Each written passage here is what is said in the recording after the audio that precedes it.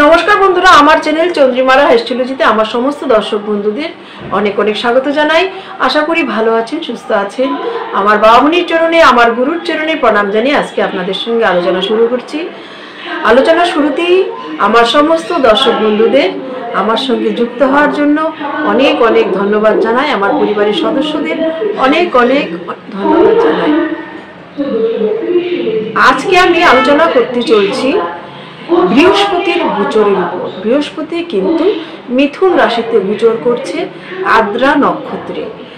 এই গোচর কিন্তু অত্যন্ত একটা ইম্পর্টেন্ট গোচর। গত 12 বছর আগে এই আদ্রা নক্ষত্রে কিন্তু বৃহস্পতি এই মহাগোচর হয়েছিল। আবার সেই 12 বছর পর কিন্তু আমরা এই গোচর দেখতে পাচ্ছি। এই রাহু নক্ষত্রে, আদ্রা নক্ষত্রটি আমরা জানি কি রাহু নক্ষত্র। সুতরাং রাহুর সঙ্গে বৃহস্পতির একটা খুব সুমধুর সম্পর্ক নয়, সেটা তো আমরা জানি। এখানে রাহু হলো গিয়ে, রাহু এবং বৃহস্পতির সম্পর্কটি হলো গুরু চণ্ডাল, চণ্ডাল এবং গুরুর মিলন। সুতরাং গুরু যেখানে আমরা দেখতে পাই বৃহস্পতিকে গুরু, যিনি আমাদের শিক্ষক, যিনি আমাদের টিচার, অত্যন্ত পজিটিভ একটি প্ল্যানেট। এবং এই বৃহস্পতির ক্যারেক্টারিস্টিক হলো প্রসারণ, এক্সপেনশন।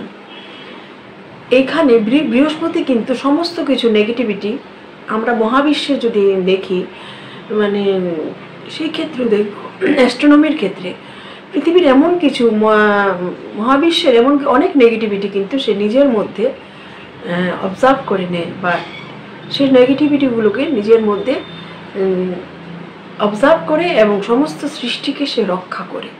সুতরাং বৃহস্পতি এতটাই শুভ গ্রহ, এমতো একটি শুভ গ্রহ যেখানে জ্ঞানের কারক, শিক্ষার কারক, শ্রীবৃদ্ধির কারক সেই গুরু কিনা রাহুর রাশিতে, রাহুর নক্ষত্রে প্রবেশ করছে, আদ্রা নক্ষত্র। আদ্রা নক্ষত্রের কিন্তু সৃষ্টি যদি আমরা দেখি অ্যাকর্ডিং টু হিন্দু মাইথোলজি, ব্রহ্মার ক্রোধের কারণে এই আদ্রা নক্ষত্রের সৃষ্টি হয়েছিল।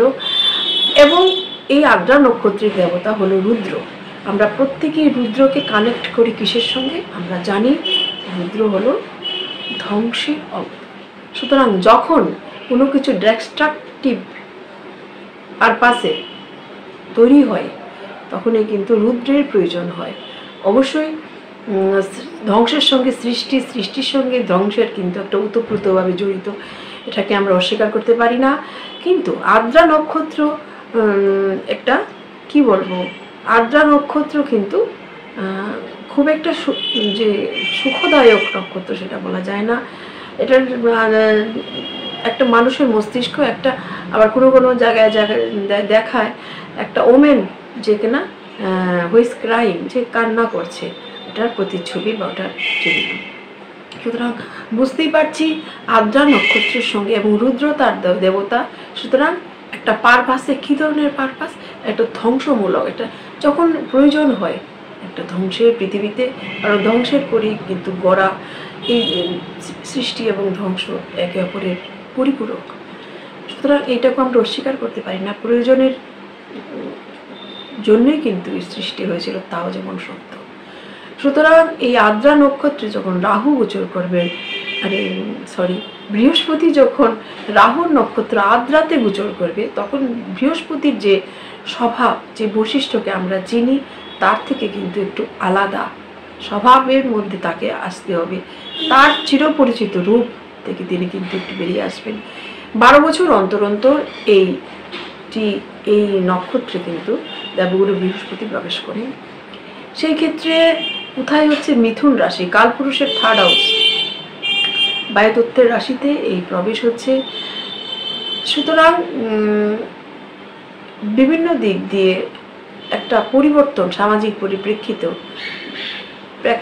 সামাজিক প্রেক্ষাপটের পরিপ্রেক্ষিতে আমরা লক্ষ্য করব। বিশেষ করে কমিউনিকেশনের ক্ষেত্রে একটা বিরাট আলোড়ন বা একটা পরিবর্তন এই সময়টা আমরা দেখব।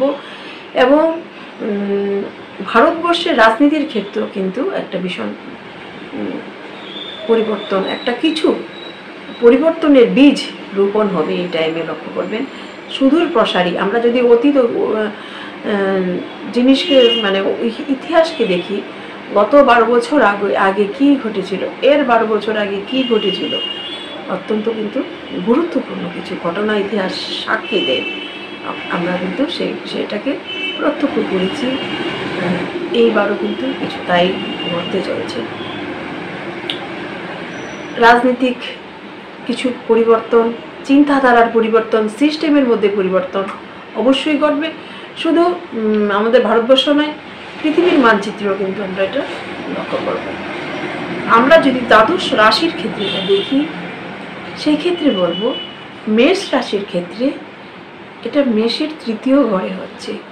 সুতরাং মেষ রাশির বিশেষ করে এই সময় দেখবেন যে শর্ট ডিস্টেন্স ট্রাভেল হতে পারে, এবং তার কমিউনিকেশন, তার সোশ্যাল নেটওয়ার্ক, এদের সঙ্গে কিন্তু একটা পজিটিভ পরিবর্তন আমরা দেখতে পাবো। এবং আদ্রা নক্ষত্রে যদি আপনার বার্থ চার্টে বৃহস্পতির অবস্থান ভালো থাকে এবং আপনার লগ্ন লর্ডও ভালো থাকে, এখন যদিও আপনার মেষ রাশির অধিপতি মঙ্গল কিন্তু কেতুর সঙ্গে সহাবস্থান করছে সিংহ রাশিতে, এটাকে খুব একটা পজিটিভভাবে আমরা কিন্তু নিতে পারছি না। বিভিন্ন ধরনের সামাজিক আমরা ডিজাস্টারগুলো লক্ষ্য করছি। এই যে একটা এয়ার ক্রাশ হলো, এর জন্য কিন্তু এই প্ল্যানেটারি পজিশনেরকে আমরা রেসপন্সিবল করতেই পারি। এই যে একটা অঙ্গারক যোগ সৃষ্টি হয়েছে কালপুরুষের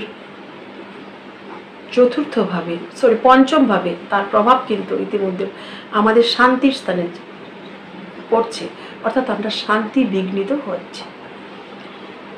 মেষ রাশির ক্ষেত্রে কিন্তু একটা পরিবর্তন, কমিউনিকেশনের ক্ষেত্রে পরিবর্তন একটা দেখতে পাবো। বৃষ রাশিদের ক্ষেত্রে আমরা বলবো আপনার আর্থিক দিক দিয়ে কিন্তু একটা ট্রান্সফরমেশন আসবে। আপনি যদি শেয়ার বাজার ইত্যাদি ইত্যাদি মার্কেটে পয়সা লগ্নি করে থাকেন, ওই সময় কিন্তু রিস্ক নেবেন না, ওই ক্ষেত্রে কিন্তু আমরা পজিটিভ রেজাল্ট পাবো বলে আশা করা যায় না। সুতরাং আর্থিক দিক দিয়ে একটা উথাল পাথাল আসতেই পারে। বিশেষ করে ওই সময় কোনো বড় সিদ্ধান্ত, আর্থিক ব্যাপারে কোনো পজিটিভ সিদ্ধান্ত, বড় সিদ্ধান্ত নেবেন, না নিলেই মনে হয় ভালো হয়। মিথুন রাশির ক্ষেত্রে এটা হচ্ছে আপনার একদম লগ্নভাবে, আপনার প্রথমভাবে। সুতরাং আপনার যে ডেলি রুটিন, তার মধ্যে কিন্তু একটা চেঞ্জ আসবে। আপনার বস কিংবা আপনার অথরিটি আপনাকে এ সময় খুব একটা যে পছন্দ করবে, আপনার ফরে থাকবে তা নয়, প্রতিকূল পরিস্থিতিতে থাকবেন তা নয়, পলিটিক্যাল পাওয়ারগুলো আপনার ফরে থাকবে তা নয়, কিন্তু আপনি কিন্তু একটা আপনার যে প্রোটোকলস আছে সেটাকে মেনটেন করে চলবেন, দেখবেন সব কিছু ঠিকঠাক থাকবে। কর্কট রাশির ক্ষেত্রে অবস্থান হচ্ছে দ্বাদশভাবে। সুতরাং একটা হঠাৎ একটা এমন একটা কিছু ব্যয় হয়ে যাবে যেটা আপনি কিন্তু ভাবতে পারেননি, সাডেন একটা লস কিন্তু আপনি ফেস করতে পারেন। সেই ক্ষেত্রে উপায় হিসাবে আপনারা কিন্তু গায়ত্রী মন্ত্র, বৃহস্পতির পুজো অর্চনা, বৃহস্পতি মানে গুরু সাধনা, গুরু মন্ত্র জপ আপনারা করলে কিন্তু এখানে ভালো হয়। আর আর্থিক একটা লসের সম্ভাবনা থাকছে। সিংহ রাশির ক্ষেত্রে কিন্তু থাকছে এই গোচর হচ্ছে আপনার একাদশভাবে। সুতরাং একটা মাল্টিপল সোর্স অফ ইনকাম আপনাদের কাছে আসতে পারে, একটা প্যারালাল সোর্স অফ ইনকাম আপনাদের কিন্তু সৃষ্টি হতে পারে এই মুহূর্তে। বিশেষ করে ফিনান্সিয়াল দিক দিয়ে বলবো একটা মাল্টিপল সোর্স অফ ইনকাম কিংবা একটা সমান্তরালভাবে কোনো আয়ের উৎস বেরিয়ে আসতে পারে এসব। আর প্রতিকার হিসাবে বলবো অবশ্যই হনুমান চল্লিশা পাঠ করুন। আপনার রাশিতেই কিন্তু অঙ্গারুগ্ধ সৃষ্টি হচ্ছে, এবং গুরু মন্ত্র, গায়ত্রী মন্ত্র জপ করুন, অবশ্যই কিন্তু ভালো ফল পাবেন। তারপর আসছি সিংহের পরে কন্যা রাশি। কন্যা রাশির 10ম স্থানে। সেই ক্ষেত্রে আপনার কর্মের জায়গায় একটা সাডেন চেঞ্জ আপনি লক্ষ্য করবেন, কোনো কিছু একটা পরিবর্তন লক্ষ্য করবেন। সেক্ষেত্রে যদি আপনার বুধের পজিশন স্ট্রং, আপনার লগ্নপতি স্ট্রং থাকে, লগ্নপতিও কিন্তু এই মুহূর্তে আপনার 10th হাউসে বসে আছে, আশা করা যায় এই চেঞ্জ কর্মক্ষেত্রে পজিটিভ হবে। এবং আপনারা এই সময় কিন্তু গণেশের সিদ্ধিদাতা গণেশের শরণাপন্ন হতে পারেন। গায়ত্রী মন্ত্র জপ করুন, আপনাদের জন্য ভালো হবে। এবং গুরু মন্ত্র, গায়ত্রী মন্ত্র জপ করা, গো সেবা করা অবশ্যই করুন। তারপর যদি আসি তুলা লগ্নের কথায়, তুলা লগ্নে নবমভাবে এই গোচর। এই সময় আপনি সপরিবারে কোথাও লং স্পিরিচুয়াল জার্নি, কোনো তীর্থযাত্রায় বেরিয়ে যেতে পারে সবাই মিলে। আপনাদের কিন্তু এই যোগ দেখাচ্ছে। গুরুজনকে ভক্তি করবেন। আপনার নবমভাবে বৃহস্পতি আসছে, সুতরাং গুরুজনের প্রতি শ্রদ্ধা দেখানো অত্যন্ত জরুরি। গুরু সেবা আপনার জন্য কিন্তু গুড লাক নিয়ে আসবে, অত্যন্ত শুভ। অথবা সবাই মিলে কোনো ফরেন ট্রাভেলও কিন্তু আপনারা যেতে পারেন, অথবা স্টুডেন্টরা দেশের বাইরে পড়ার সুযোগ পেতে পারেন হায়ার স্টাডির জন্য। বৃশ্চিক রাশির ক্ষেত্রে আপনার কোথায় আসছে? আপনার কিন্তু আসছে 8th হাউসে এই গোচর হচ্ছে। সুতরাং 8th হাউসে গোচর ফলে আপনার কিন্তু এমন পরিস্থিতি আসতে পারে, কিছু নেগেটিভ পরিস্থিতি সৃষ্টি হতে পারে। এই ক্ষেত্রে আপনার জন্য সাজেশন, আপনি নিজেকে অন্তর্মুখী করে ফেলুন। আপনি একটু একাকিত্ব জীবনযাপন করুন কিছুটা দিন এবং নিজেকে প্রোডাক্টিভ করে তুলুন, নিজের কাজে মগ্ন থাকুন। তাহলে কিন্তু বাইরের নেগেটিভ ক্যাওয়াসগুলো পজিটিভিটিতে কনভার্ট হবে অতি সহজেই। আপনি কিন্তু ইগনোর করতে পারবেন, এড়িয়ে যেতে পারবেন এই নেগেটিভ। তারপর যদি দেখি ধনু লগ্নের কথা, আপনার 7ম স্থানে এই গোচর হচ্ছে। স্বামী স্ত্রীর সম্পর্কটাকে একটু মনোসংযোগ করুন, গুরুত্ব দিন, একটু হেলদি করার চেষ্টা করুন। সমস্ত রাগ, ক্রোধ, হতাশা কিন্তু আপনার স্পাউস বা পার্টনারের উপর দেখাবেন না। কিন্তু বিবাহিত জীবন এফেক্টেড হতে পারে, এই দিকটা একটু খেয়াল করুন।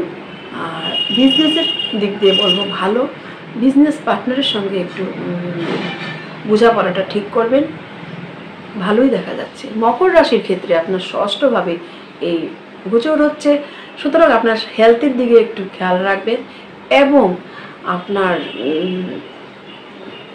এই সময় কিছু ঋণ আপনার জন্য কিন্তু আসবেন। বিভিন্ন ধরনের বলবে ঋণ নিয়ে একটা আপনি 4 হুইলার কিনুন, ঋণ নিয়ে ওটা করুন, লোন নিন। প্লিজ আপনি এটা এই সময় করবেন না, ভবিষ্যতে কিন্তু এটা আপনাকে ট্রাবলস দিতে পারে মকর রাশির ক্ষেত্রে।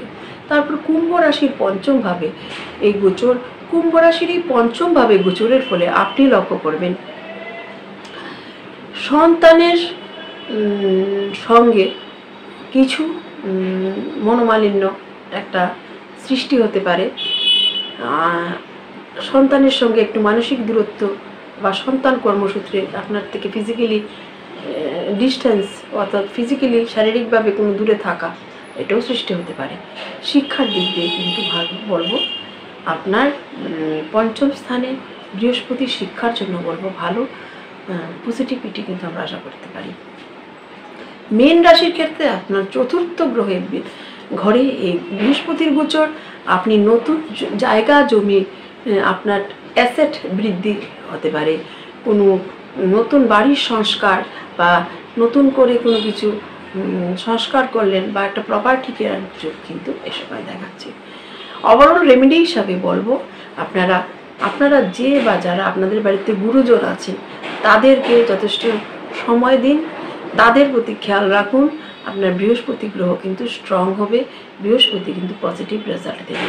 আবার লক্ষ্য রাখবেন কালপুরুষের 5ম স্থানে কিন্তু মঙ্গল কিন্তু যুক্ত হয়ে আছে। এই জিনিসটা কিন্তু আমাদের প্রত্যেকের জীবনে বিভিন্ন রকম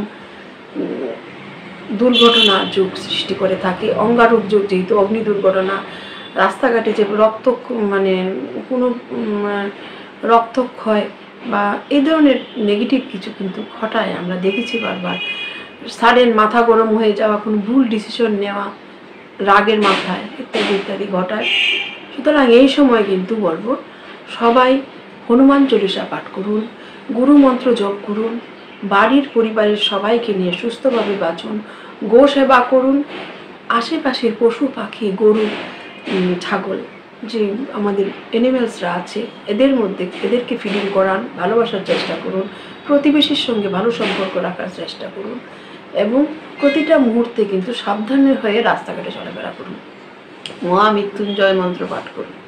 সেক্ষেত্রে কিন্তু অনেক বিপদ আপদ আমরা থেকে আমরা এড়াতে পারবো। এবং সর্বোপরি যদি আপনারা মা দুর্গার স্তোত্র পাঠ করতে পারেন এবং বিষ্ণু সহস্রনামও কিন্তু পাঠ করলে এই সময় উপকার পাওয়া যাবে। তাহলে ভালো থাকুন, সুস্থ থাকুন। আমার গুরুর চরণে আমি প্রার্থনা করি প্রত্যেকটা মানুষ সুস্থ থাকুক, আমার দর্শক বন্ধুরা অনেক অনেক ভালো থাকুক, সুস্থ থাকুক, সমস্ত পজিটিভিটি লাভ করুক, সুখ সমৃদ্ধি শান্তিতে ভরে উঠুক আপনার জীবন। অনেক অনেক ধন্যবাদ আমার সঙ্গে যুক্ত থাকার জন্য। জয়তু ভবানী।